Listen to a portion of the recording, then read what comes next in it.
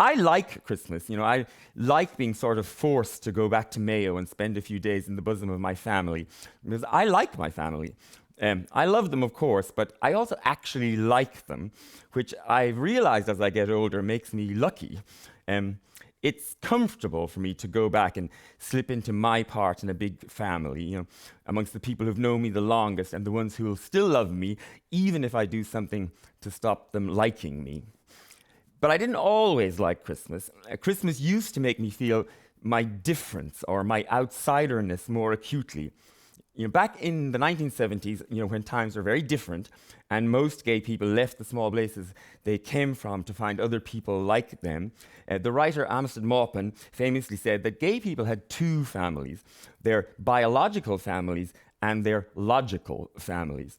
That is, the families that they were given, and then the ones that they chose and made for themselves out of people that they could be themselves with, because often their biological families weren't always a comfortable place to be themselves.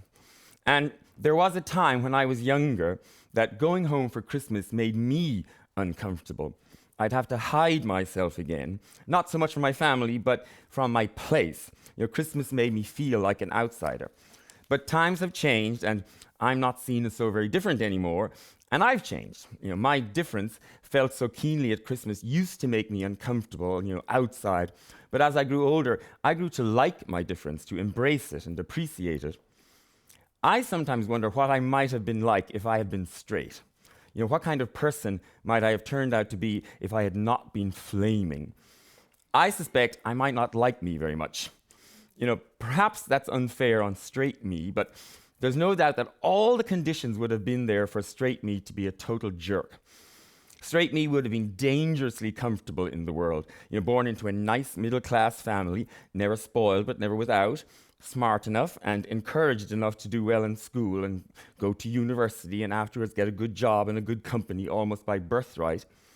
Decent looking, healthy, good at football, with nothing to put me in the firing line of schoolyard taunts or adult discomfort. No disability, no speech impediment, no fatness, no buck teeth, no gammy eye. And I'd have had all the right accent, the right qualifications and the right genitals to be taken seriously by the world. I would speak and people would listen. I would be fully participant in the world because the world was built for me, by people like me. I would vote in elections because my opinion was important, and I would vote not to change things but to keep them the same. Well, why wouldn't I? The world would have been perfect already, and I perfectly comfortable in it. And perfectly comfortable straight me would have had no ability and maybe no inclination to understand or empathize with people who weren't so comfortable in a world that hadn't been built for them. Yes, I know I am being unfair on straight me because he would have been raised by the same decent parents, had the same traveler neighbors, been taken on the same trips with my dad to the big grey home for the intellectually disabled, his pockets full of Milky Moos to share. But still, I can't help but wonder if I'd have been a dick. Because most of the things about me that I like anyway, are rooted in my difference. I like the fact that I like the misfits and the oddballs and the freaks. I like that fey fella who marches through town wearing a Panama hat, long silk scarves, and pastel slacks with homemade piping made of ribbon up the side. Even as a kid, I didn't want to flick spitballs with the others onto the back of the old woman we were sure was a witch who lived in the funny, dirty house with the dark windows that you couldn't see through on the way to school. I wanted to go home with her and learn how to make potions. I like the fact that I'm not threatened by people who are different. I like the fact that I have Chinese neighbors, that my local Italian restaurant is staffed by Filipina ladies, and that there's a mosque on my street that spills handsome men out onto the pavement on Fridays. And I like that I'm willing to imagine that the way things have always been is not necessarily the best way. I like the fact that for a change, one Sunday, a 10-year-old me went to the Protestant church instead, just to see what their mass was like.